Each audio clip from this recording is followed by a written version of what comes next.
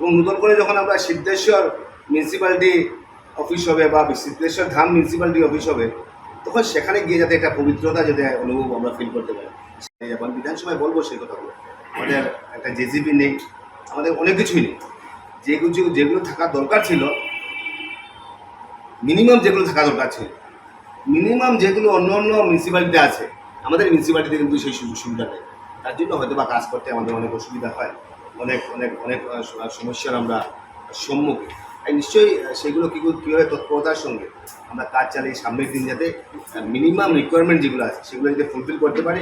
আমি বিগত দিন বলছি, এখনও বলছি যে বদলপুর শহরের যে আপনার বিশেষ করে মিউনিসিপ্যালিটি, সেই মিউনিসিপ্যালিটি অফিসটা পরিকাঠামোটা এমন সুন্দর না। দেখলে মিউনিসিপ্যালিটি অফিসটার ভিতরে যখন যাই তখন নিজের মনটা একটা ইয়ে লাগে। প্রথম দিন গিয়েছিলাম, তারপর যাওয়া হয়নি। ইতিমধ্যে আমি বলেছি একটা ডিপিআর তৈরি করার জন্য, একটা এস্টিমেট তৈরি করার জন্য অন্তত মিউনিসিপ্যালিটি অফিস।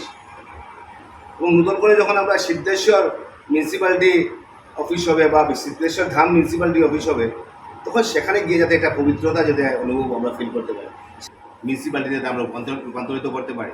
তার জন্য আমরা আমাদের প্রচেষ্টা, আমরা আমাদের পদক্ষেপ আমরা চালিয়ে যাচ্ছি।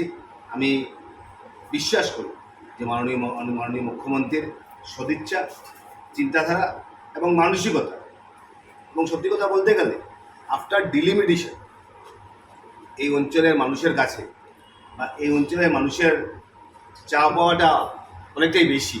কারণ বিগত দিন এই অঞ্চলের মানুষ বঞ্চিত ছিল। এই অঞ্চলের মানুষ ওনার মন মতো প্রতিনিধি ওনারা নির্বাচিত করতে পারেননি। এবার ডিলিমিটেশনের ফলে আমরা শাসকদের বিধায়ক এই অঞ্চলের জনসাধারণ নির্বাচিত করেছেন। আমি মনে করি এই অঞ্চলের মানুষের চাওয়া পাওয়াটা একটু বেশি। এই শহরটা যাতে আসামের বুকে একটা প্রতিষ্ঠিত শহরে রূপান্তরিত হয়, তার জন্য সামনের 5 বছর নিরলসভাবে আমরা আমাদের কাজ চালিয়ে যাব।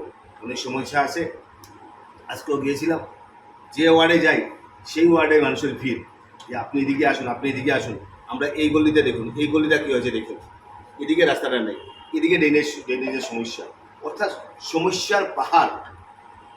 যদি বদলপুর কলোনিতে একবার ঢোকা যায়, তাহলে আমি মনে করি যে 3-4 ঘন্টা 5 ঘন্টার আগে সেখান থেকে বের হওয়া অসম্ভব। মানুষের তো অনেকটাই চাহিদা থাকে, মানুষের তো অনেকটা চাওয়া পাওয়া থাকে। আমি মনে করি যে একসঙ্গে সব চাওয়া পাওয়া আমরা তো মেটাতে পারবো না, সম্ভব না।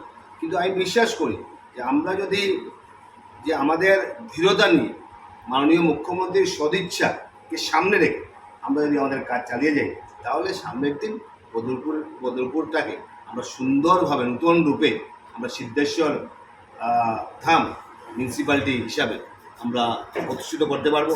তার জন্য নিশ্চয়ই সবার সহযোগিতা, সবার সাহায্যের দরকার।